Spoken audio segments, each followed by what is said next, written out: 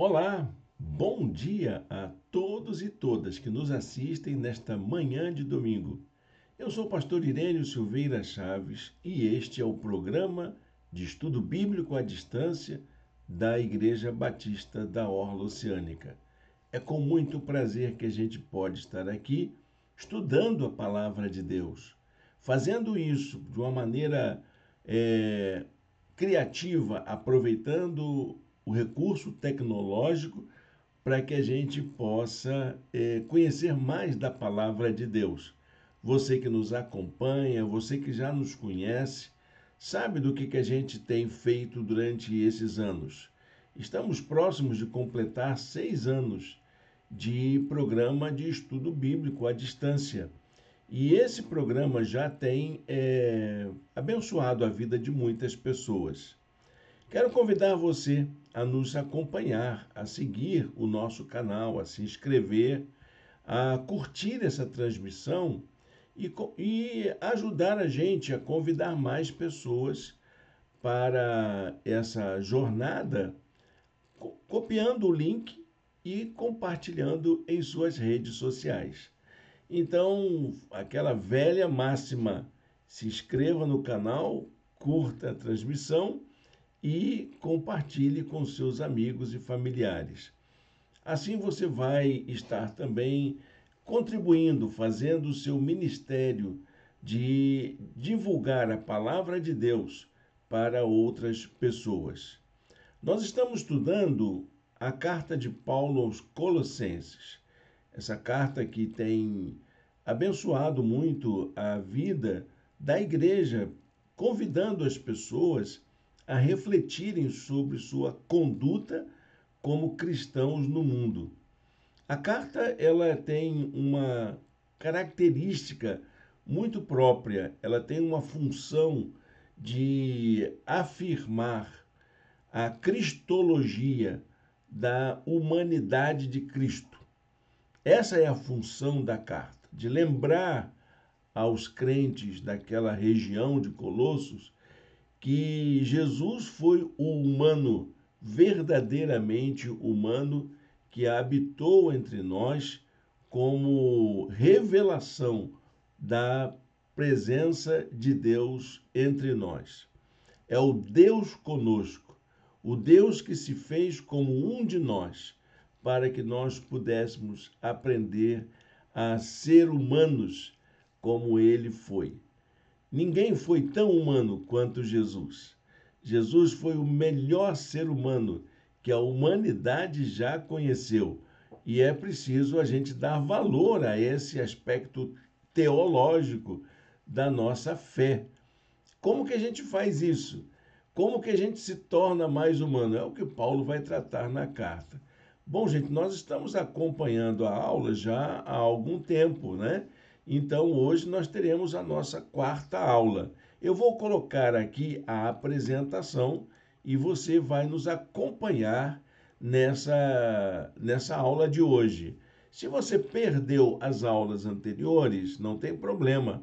Elas ficam gravadas na playlist de nosso canal.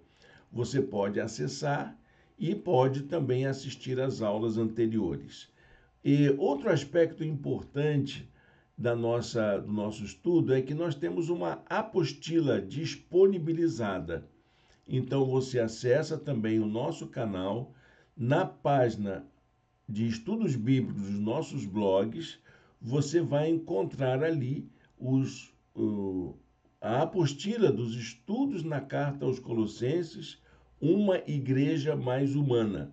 Você poderá baixar e ter esse material na sua biblioteca digital, compartilhar com seus amigos, ler a hora que você quiser, para que você possa conhecer um pouco mais. Ok? Então, dito isso, vamos seguir para a nossa aula de hoje. O que nós temos a aprender, como eu falei, é a nossa quarta aula. O que é uma igreja mais humana? É uma igreja que pratica uma espiritualidade libertadora. Espiritualidade libertadora. Esse termo é um termo que vem da teologia latino-americana, quando teóricos, pensadores, religiosos da nossa região continental escolheram fazer uma reflexão sobre a importância do Evangelho para quem vive oprimido, para quem sofre, para quem é explorado. E a proposta é de uma descoberta, de uma redescoberta da libertação que Jesus nos proporciona. Para a gente falar sobre isso, eu separei um versículo logo de início. Colossenses capítulo 3, verso 12.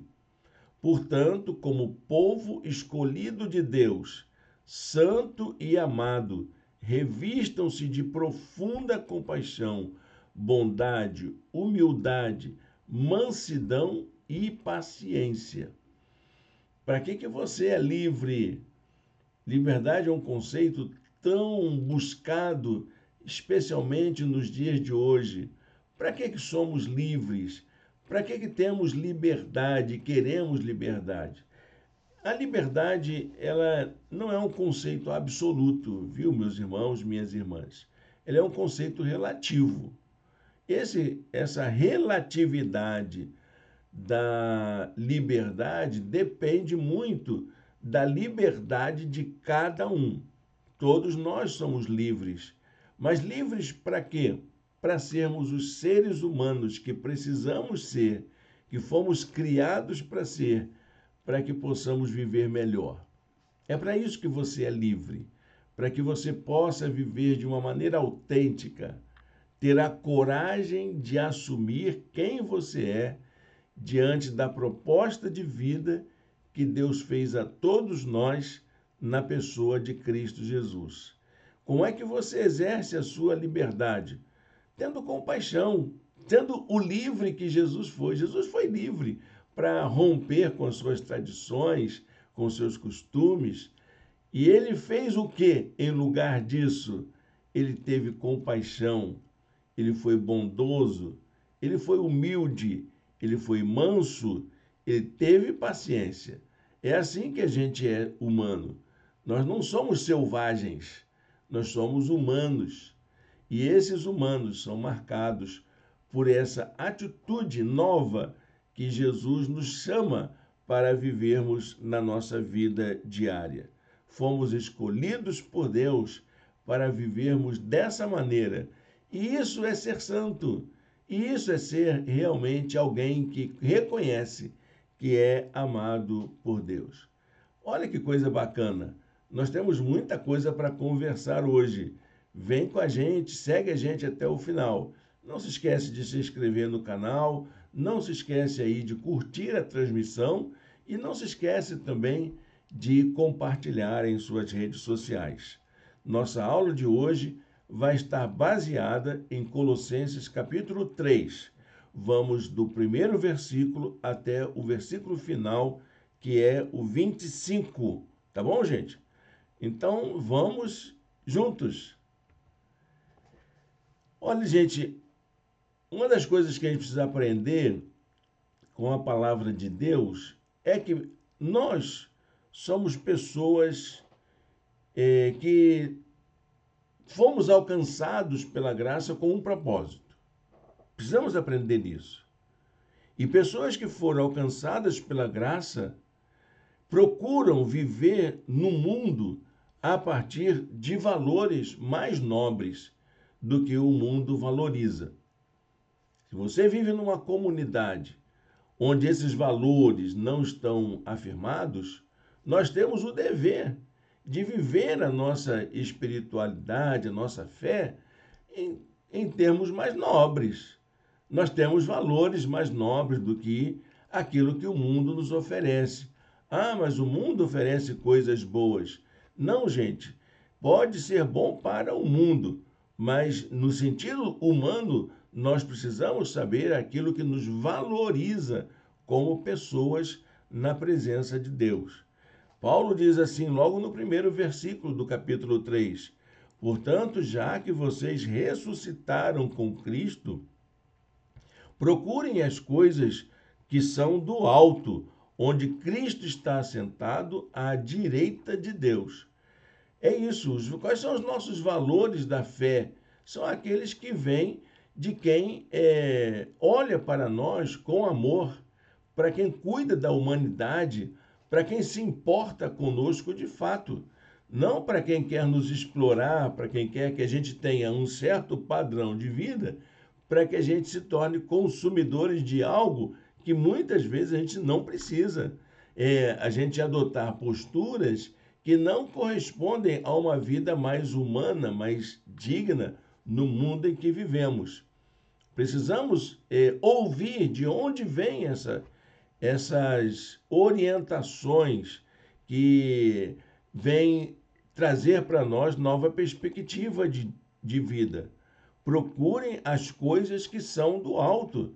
De onde vem onde está essa fonte que é capaz de nos orientar? Então, a vida em Cristo, uma vida nova em Cristo, é orientada por uma nova perspectiva ética. A questão da vida cristã é uma questão ética. A vida no mundo tem a ver com uma ética que Jesus ensinou para nós. E essa ética considera a vida como um presente de Deus. Por que você tem uma vida? Por que eu tenho uma vida? Porque Deus me deu esse dom maravilhoso que é o dom da vida. A vida é uma dádiva. A vida não é um merecimento. A vida não é uma coisa que eu conquistei. A vida me foi dada como um presente, como um tesouro escondido de Deus. Pessoas que compreendem o valor da vida, qual é o valor que eu tenho? Eu ganhei um presente de Deus. Você ganhou um presente. E pessoas que compreendem a vida como uma dádiva são capazes de cuidar do seu próximo, porque o seu próximo também recebeu esse presente de Deus. Como é que a gente cuida da vida? Eu não sei cuidar sozinho de mim. Eu preciso da ajuda de alguém. Então, quando eu entendo que a vida é uma dádiva, eu me considero capaz de ajudar os outros, de cuidar da natureza em que eu fui colocado. Eu fui colocado no mundo com todos os recursos naturais para que eu possa viver bem. E posso cuidar também da vida em comum, porque eu estou inserido numa comunidade, numa sociedade em que todos e todas têm as mesmas necessidades. Todos e todas vivem a mesma realidade, sofrem das mesmas coisas, sofrem dos mesmos problemas. Então, se eu entendo que essa é a dádiva que eu tenho, eu vou cuidar bem dela. Cuidar não só da minha vida, mas da vida do meu próximo, do mundo em que eu vivo e também da sociedade em que eu estou inserido, da comunidade. Então, é um modo de compreender a vida como uma realização concreta. Não é uma utopia, não é uma aspiração apenas, é uma realidade. Essa vida depende dessa concretização desses valores no nosso dia a dia. Eu coloco aqui que a vida é uma realização concreta no presente, como reflexo com toda a eternidade. Como é que é essa vida? Eu vivo hoje e essa vida repercute no futuro. Não é um futuro só do amanhã, mas até na eternidade. A vida que se reflete em todas as nossas decisões que são tomadas hoje e que vão fazer diferença no meu futuro. No versículo 4, Paulo fala assim: quando Cristo, que é a sua vida, for manifestado, então vocês também serão manifestados com ele em glória. Porque Paulo está dizendo que a nossa vida não se limita à vida terrena. Ela tem aí uma eternidade nos esperando. Um dia vamos encontrar Jesus. Um dia ele virá nos buscar para vivermos eternamente com ele. Essa é a esperança cristã, de que nós estaremos juntos, juntas, lá na eternidade, desfrutando daquilo que ele está preparando para nós. E Jesus nos chama para vivermos essa esperança, porque a palavra diz que ele vai se apresentar a nós um dia no futuro. Sem essa perspectiva escatológica, sem essa ideia de futuro, a nossa vida se torna muito vazia. Por que você tem que cuidar da sua vida agora? Porque um dia o Senhor virá nos buscar. Um dia estaremos com ele face a face. Um dia ele vai nos levar para uma vida muito mais elevada, digna, para a glória. Paulo diz que essa vida será em glória. O Senhor vai se manifestar dessa forma e o Senhor vai trazer as condições para que a gente possa viver essa eternidade juntamente com Ele em glória. Então, essa ética, ela tem uma realidade presente e uma realidade escatológica. A vida em que envolve essa ética desperta um novo sentido moral. Leva a gente a buscar outros valores. Qual é a moral da vida cristã no mundo? A moral do cuidado uns dos outros. Essa é a moral cristã. Muitos cristãos falam da moral que diz respeito ao pecado, mas, na verdade, a moral que a palavra de Deus nos chama a viver, que Jesus nos chama, é a moral do cuidado uns dos outros. É a moral que se baseia no amor. É a moral que desperta o amor. É nessa perspectiva moral do cuidado uns com os outros que eu faço as minhas escolhas para fazer as coisas que eu faço. É ali que eu vou construir meus valores. É a partir da relação com o meu próximo, na minha família, na minha comunidade, na minha igreja, no meu trabalho, em todos os lugares onde eu manifesto a minha vida, onde eu me relaciono com pessoas. Paulo diz no verso 5, assim, façam morrer tudo o que pertence à natureza terrena de vocês. Imoralidade sexual, impureza, paixão, desejos maus e a ganância, que é a idolatria. Então, o que você tem que fazer? Você tem que cuidar de você para que você tenha uma sexualidade saudável, que você possa ter uma atitude mais nobre, que você possa investir mais em coisas mais honradas para a sua vida, para que você possa desejar coisas boas e para que você possa ser menos ganancioso, menos gananciosa, não é verdade? É isso que é a moral cristã. A moral cristã não se baseia na ideia do não faça isso, não faça aquilo. Não é uma lista de proibições. A igreja não tem por que ter essa lista de proibições. Ela precisa ter uma diretriz para dizer para as pessoas o que é melhor para ela como pessoa, dela aprender a entender que aquilo que faz bem para ela vai fazer bem para o outro. E o bem que ela deseja para o outro precisa começar a acontecer em mim primeiro. Aí isso que a gente precisa entender. Que valores são esses dessa nova vida em Cristo? Eu tentei ver essas palavras que Paulo coloca no verso 5 de uma forma mais contemporânea, mais para a gente, de forma mais compreensível, porque ela foi escrita em grego no passado. Essas palavras tão fortes, né? imoralidade sexual, impureza, paixão, desejos maus e ganância. O que isso significa? Significa compaixão, significa bondade, significa humildade, significa mansidão, significa paciência. Diz aqui o texto do verso 12, que lemos no começo da nossa aula.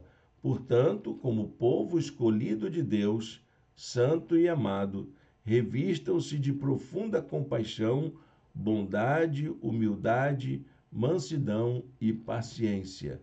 Quando você exercita esses valores, você consegue ter um cuidado moral maior com a sua vida e com o seu relacionamento com os outros.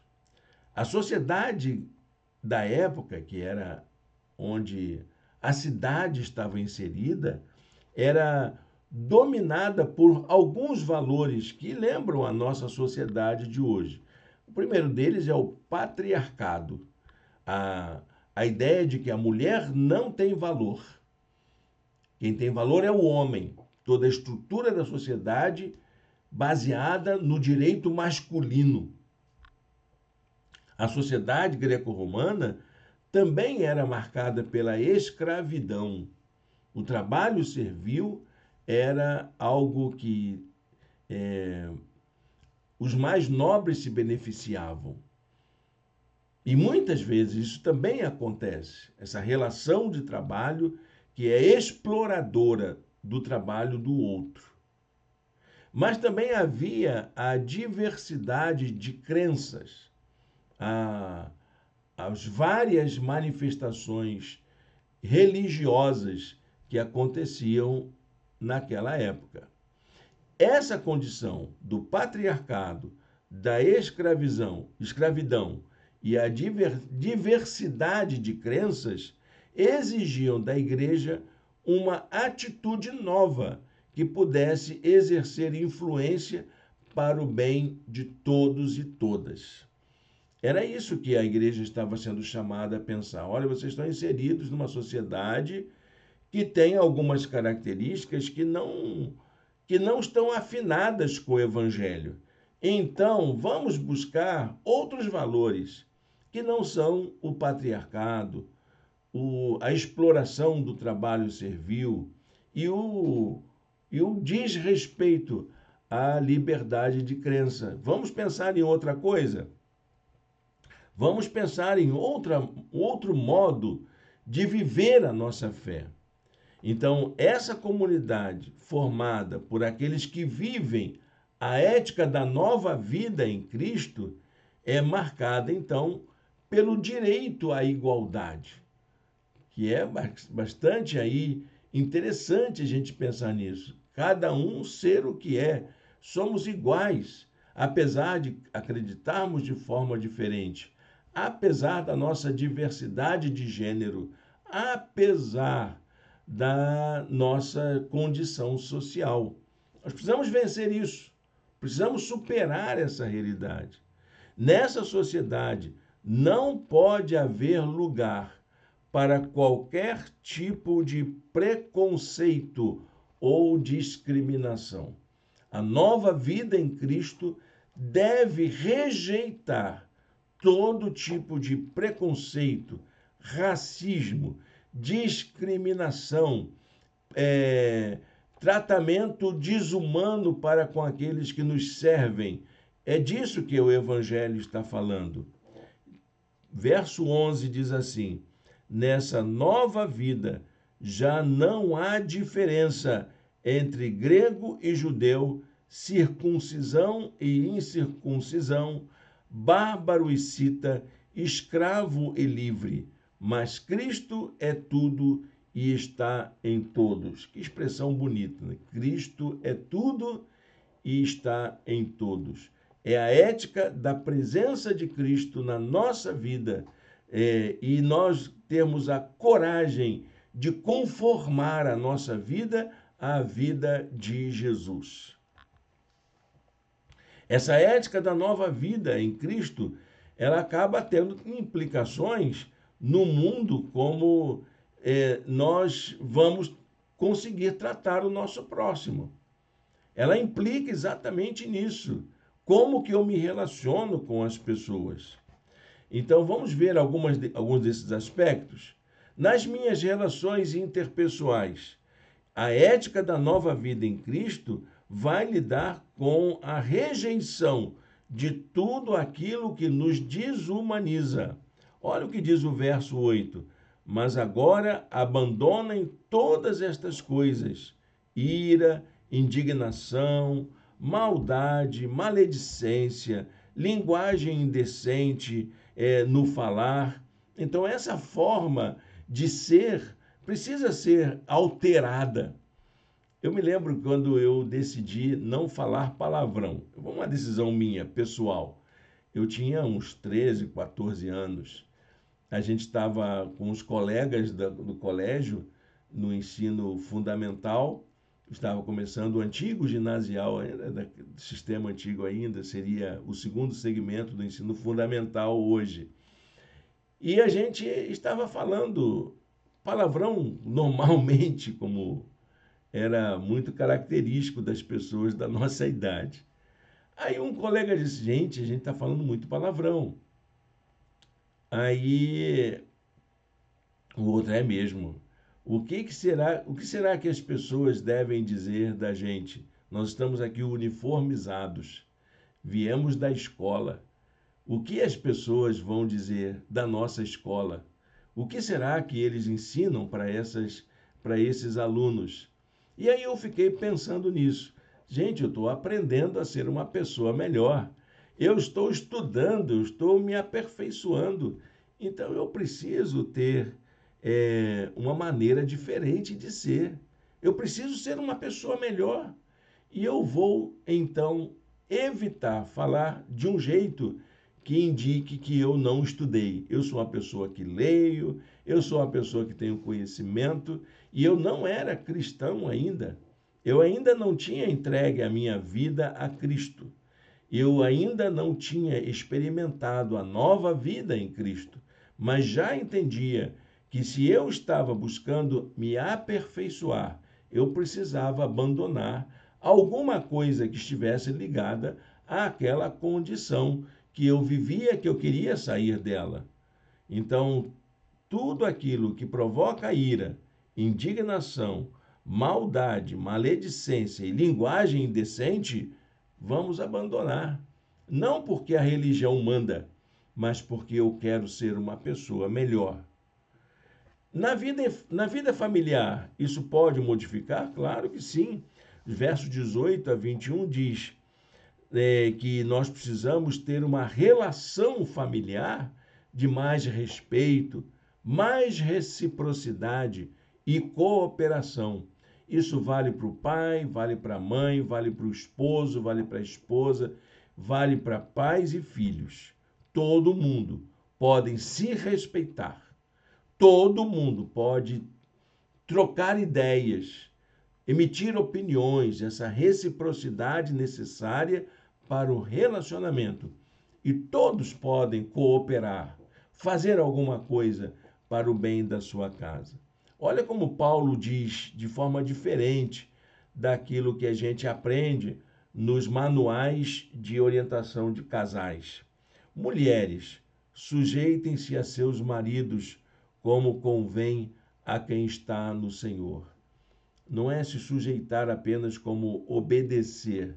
Se alguém usa essa palavra sujeitar como submissão, está enganado. Ela está dizendo apenas o seguinte: mulheres, sejam esposas do seu marido. Leve em conta que ele existe. Maridos, amem suas mulheres e não as tratem com amargura. Filhos, obedeçam a seus pais em tudo, pois isso agrada ao Senhor. Pais, não irritem seus filhos, para que eles não se desanimem. Tem conselho para todo mundo. A gente precisa traduzir essa nossa fé em uma vida em família. Outro aspecto importante da nossa ética de vida é também ligada à vida em sociedade. Nós precisamos atuar na sociedade como promotores da paz.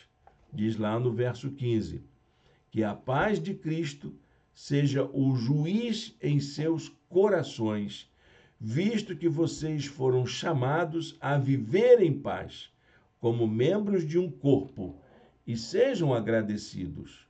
Essa é a atitude da gente reconhecer que o outro tem direito de ser quem é, e eu preciso viver em paz. O cristão é um promotor da paz. Não esquece disso, anota aí em algum lugar. Nós não estamos aqui para brigar com ninguém, nem para disputar espaço. Nós não temos um projeto político, nós temos apenas um projeto de vida em sociedade, que é viver em paz, onde todos e todas têm direitos e oportunidades. É isso que é viver em paz, onde as pessoas podem viver do jeito que é digno para elas. Nós somos parte de uma família que vive essa realidade.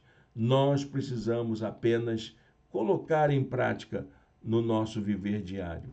Há ainda uma outra esfera, que é na nossa comunidade de fé, que é a igreja. Verso 13. Fortalecendo os laços de comunhão dentro da igreja de Cristo. Diz a palavra de Deus: suportem-se uns aos outros e perdoem as queixas que tiverem uns com os outros. Perdoem como o Senhor lhes perdoou. A vida em comunidade exige a nossa capacidade de perdoar aqueles que nos ofendem. Sim, porque na igreja a gente pode passar por situações difíceis. Igreja também tem problemas. E ainda nas relações de trabalho. E essa relação está baseada em alguns valores importantes no trabalho, que é a honestidade e a sinceridade.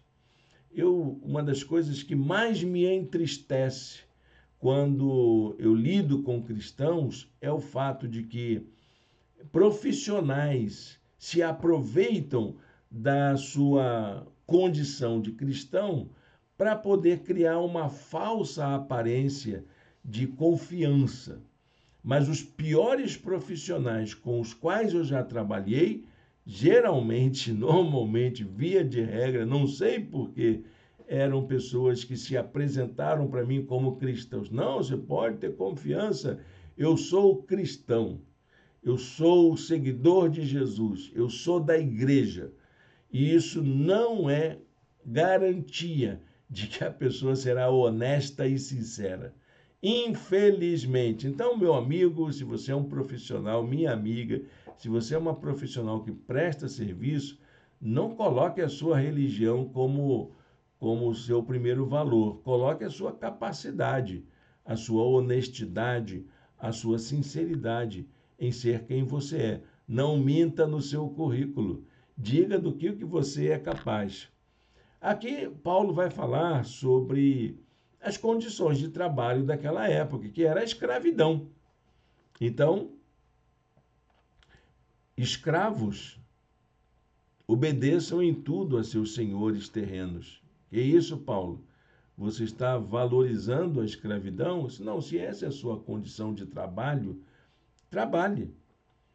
Você vai conquistar a sua alforria de outros modos, não deixando de trabalhar.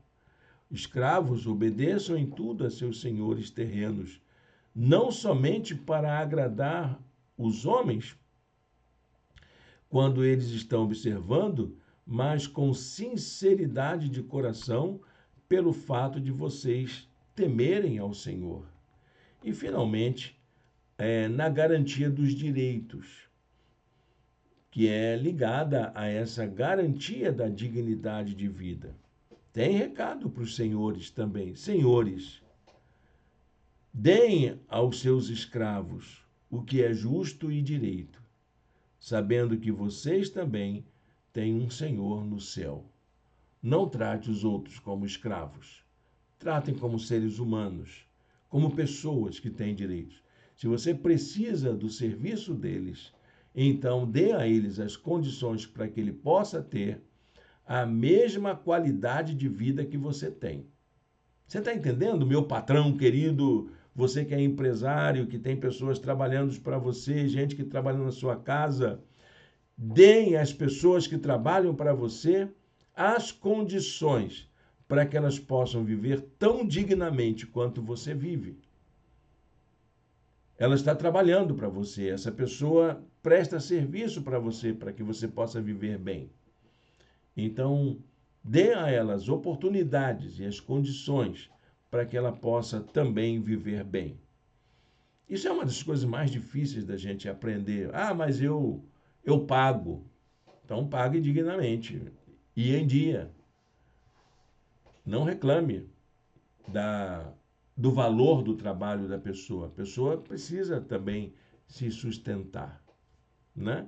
Precisa cuidar dos seus valores, precisa ter o seu horário de descanso, precisa ter a sua capacidade de trabalho respeitada. Então, você vê que a sociedade inteira está aqui abrangida nessa nova ética.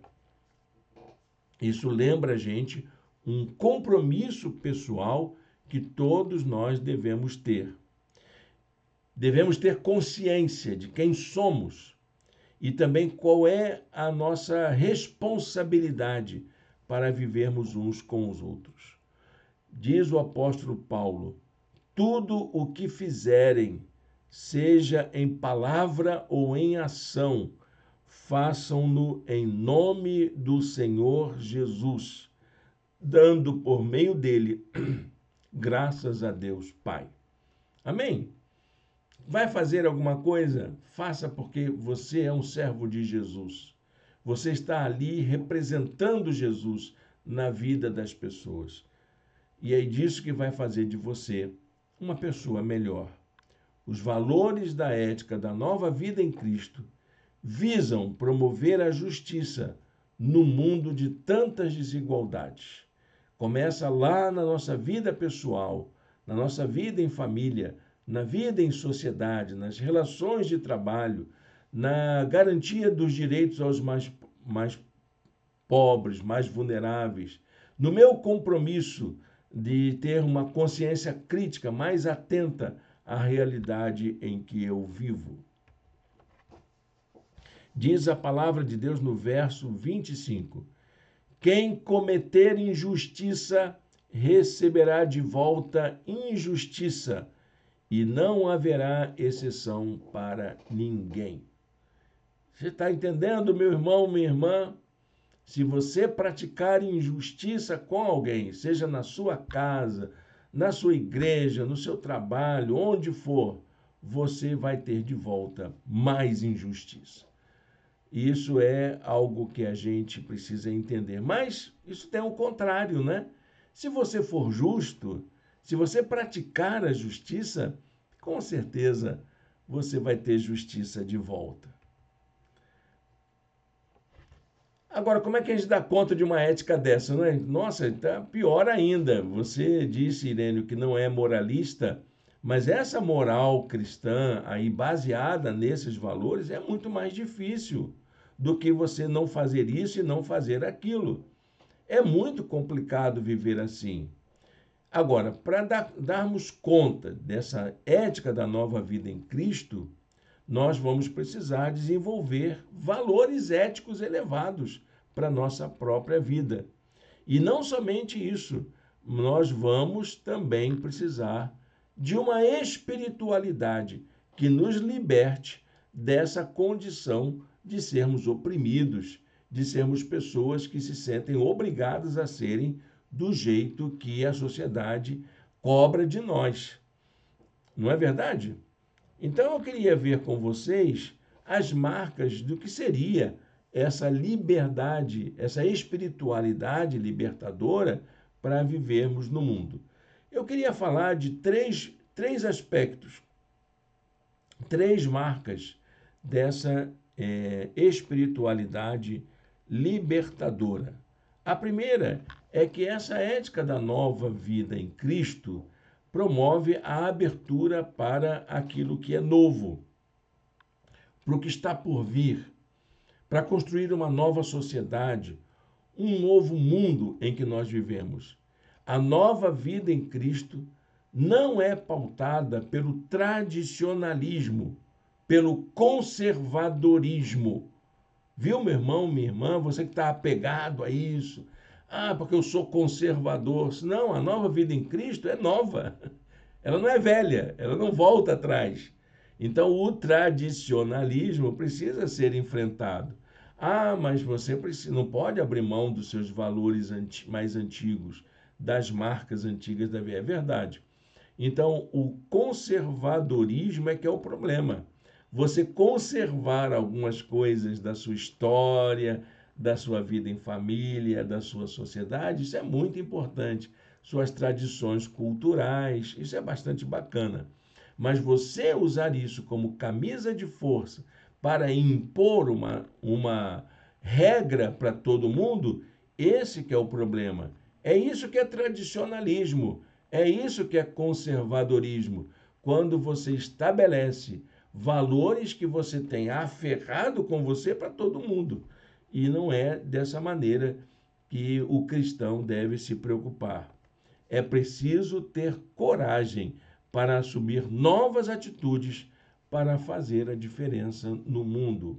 O apóstolo Paulo diz: vocês já se despiram do velho homem com suas práticas e se revestiram do novo, o qual está sendo renovado em conhecimento à imagem do seu Criador.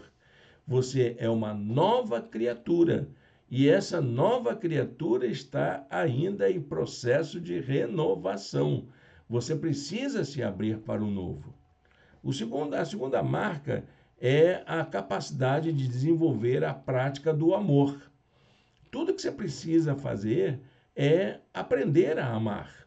Não é aprender a fazer coisas simplesmente, mas aprender a viver em amor com todas as pessoas. A nova vida em Cristo é uma experiência de amor fraternal. Guarda essa frase aí. Você só é cristão se você for capaz de amar a todos e todas. Ah, então eu não sou cristão porque tem pessoas que eu não amo. Certamente, vamos ser honestos aqui e dizer que existem pessoas que não são amáveis, né? Não dá para amar. Mas o Senhor ainda assim diz, são essas pessoas que exigem de nós uma nova perspectiva de vida. Se eu não for capaz de amar pessoas que não são amáveis, eu ainda tenho algo a aprender. Eu preciso aprender. E vou aprender com quem? Com quem é puro amor, com Jesus. De nada adianta, meu irmão, minha irmã, querer agradar a Deus sem amar o seu próximo. Você não vai conseguir agradar a Deus guardando mágoa, guardando rancor, guardando ódio no seu coração, por quem quer que seja. Você não vai conseguir agradar a Deus odiando, tendo preconceito, sendo racista, sendo discriminador, explorando os seus trabalhadores, as pessoas. Você não vai conseguir agradar a Deus desrespeitando seu cônjuge, desrespeitando seus filhos ou seus pais. Você não vai conseguir agradar a Deus desse modo. Paulo diz, acima de tudo, revistam-se do amor, que é o elo perfeito. E, por fim, a última marca é colocar a vida a serviço do crescimento comum nosso. Eu preciso crescer espiritualmente, mas o meu próximo também pode crescer. Eu preciso ajudar o meu próximo a também ser uma pessoa melhor. A espiritualidade é um exercício de aprendizagem, é um exercício de serviço como um espaço permanente de celebração da vida. É onde a vida acontece de forma digna. Paulo diz, habite ricamente em vocês a palavra de Cristo. Ensinem e aconselhem-se uns aos outros com toda sabedoria e cantem salmos, hinos e cânticos espirituais com gratidão a Deus em seus corações. Uma espiritualidade que valoriza a palavra divina aplicada à vida. Bom, gente, essa aula de hoje é uma aula que fala muito sobre aquilo que eu acredito como ética da vida. A ética cristã que eu pratico, que eu tento desenvolver, que eu procuro colocar em prática é exatamente essa, que me leva a ter uma vida como uma pessoa que celebra essa dignidade da vida de todos e todas. Vamos aplicar à nossa vida essa lição de hoje. Há dois aspectos que eu queria destacar na nossa aula de hoje. A primeira é de que a ética da vida precisa ter uma espiritualidade. Ética sem espiritualidade pode se transformar num legalismo. Há muitas pessoas que se aferram aos mandamentos da lei, mas esquecem da vida do espírito. Paulo disse alguma vez que a letra mata, mas o espírito vivifica. Quando você se prende apenas à lei, você se torna um legalista. E nós não teremos a oportunidade de experimentar a dinâmica do espírito entre nós. Então, ética sem espiritualidade pode se transformar num legalismo. O segundo aspecto é que uma espiritualidade sem ética, que seria quase que o contrário, né? Você apenas ser aquela pessoa que ora, que sobe monte, que faz e acontece. Se você não tiver uma ética, isso pode se confundir com fanatismo. E tem muito crente fanático nas nossas igrejas, que são excelentes em orar em público, são excelentes em terem aqueles compromissos com os trabalhos religiosos, mas são péssimos em suas famílias, são maus testemunhos em seu trabalho. Espiritualidade sem ética é fanatismo, tá bom, gente? Então vamos dar uma corrigida nisso. Ética sem espiritualidade é legalismo. Espiritualidade sem ética é fanatismo.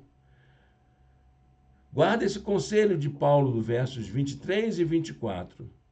Tudo o que fizerem, façam de todo o coração, como para o Senhor, e não para os homens, sabendo que receberão do Senhor a recompensa da herança. É a Cristo, o Senhor, que vocês estão servindo. Amém?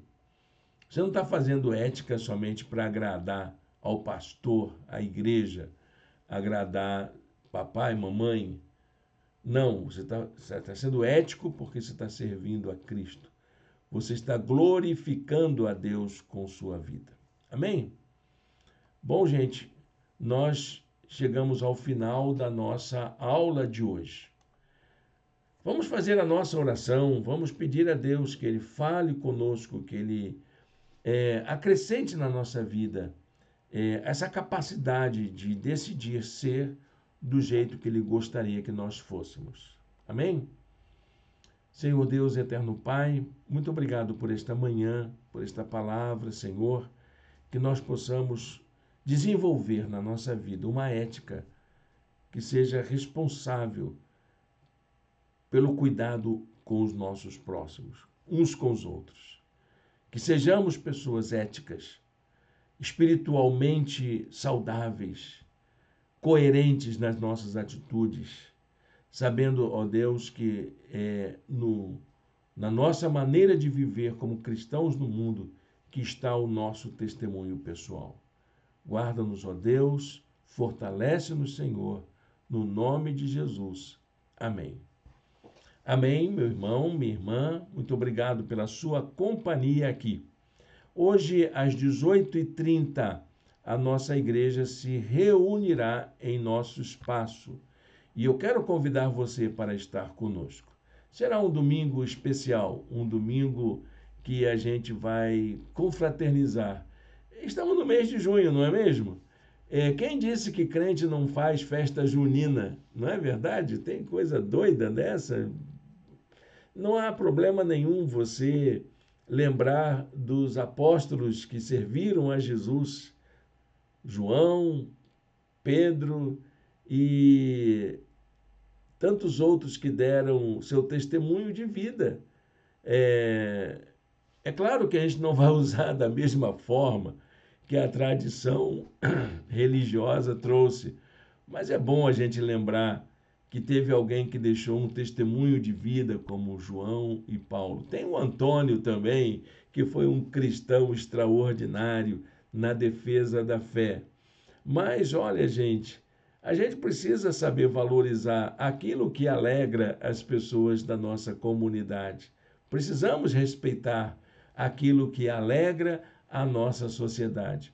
E vamos ter logo mais um momento alegre como esse, com uma confraternização que compartilha algumas dessas coisas que fazem parte das festas juninas que estão acontecendo pelo Brasil afora.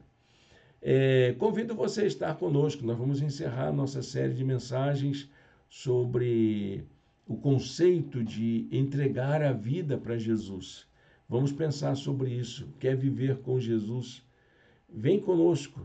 Nosso espaço, você encontra o nosso endereço no blog e quero convidar você a fazer a reserva desse horário. Comunica com a gente que eu vou te orientar direitinho como chegar lá. É um prédio onde tem uma portaria, você precisa se identificar e isso causa algum tipo de burocracia, né? Algum procedimento que a gente precisa ajudar o pessoal da portaria a se resolver lá. Então entre em contato com a gente, vai ser bom a gente estar junto, ok? Então logo mais às 18h30, culto presencial no nosso espaço. Viu, meus irmãos? E logo depois eu vou publicar a mensagem que será postada no nosso canal. Você poderá ouvir a mensagem aqui no nosso canal no YouTube também. Muito bem, gente. Desejo a cada um domingo de paz, um domingo de alegria na presença do Senhor. Que Deus o abençoe, que Deus a abençoe.